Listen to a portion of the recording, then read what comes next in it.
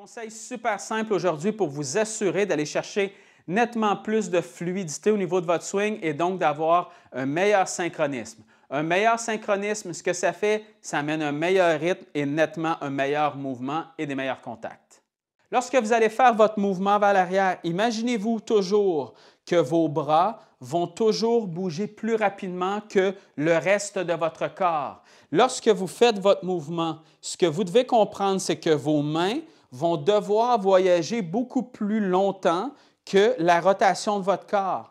Lorsque vous faites votre mouvement vers l'arrière comme ça ici, votre corps, lui, tout ce qu'il a à faire, c'est qu'il a simplement à venir tourner comme ça ici. Donc, vous voyez que lorsque je viens tourner comme ça ici, j'arrive rapidement au maximum, en fait, de rotation que je peux aller chercher.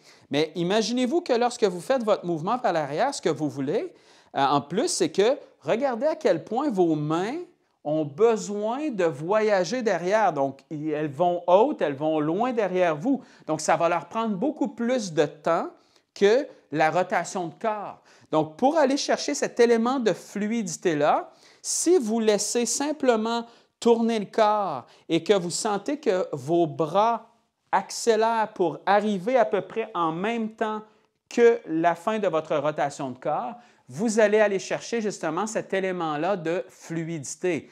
Trop souvent, qu'est-ce qu'on va faire? C'est qu'on va laisser tourner le corps et on va laisser tourner les bras, par exemple, exactement à la même vitesse. Et ça, ce que ça va faire, c'est qu'une fois que vous arrivez ici, donc vous voyez le bas de mon corps qui est tourné complètement, mais vous voyez que rendu ici, mes bras sont encore super bas.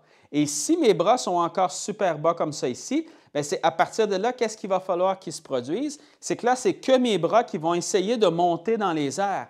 Et ce que ça fait, c'est que ça enlève tout ce qui est en fait fluidité et synchronisme entre le bas et le haut. Ça donnerait un peu un mouvement qui ressemble à ça ici. Donc, vous voyez que je viens tourner à la même hauteur et là, je dois accélérer mes bras pour monter, sinon je ne serai jamais capable de redescendre de la bonne façon.